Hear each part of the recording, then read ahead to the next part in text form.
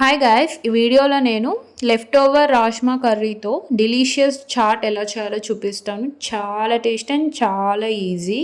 Present winter కాబట్టి evening snack లేకుంటే డిన్నర్కి ఇట్లా వేడిగా ప్రిపేర్ చేసుకొని తినండి. చాలా ఎమ్మీగా ఉంటుంది. ప్రిపేర్ చేసుకున్న కర్రీని 1 మినిట్ హీట్ చేసుకోండి. తర్వాత ఒక బౌల్లోకి యాడ్ చేసుకోండి.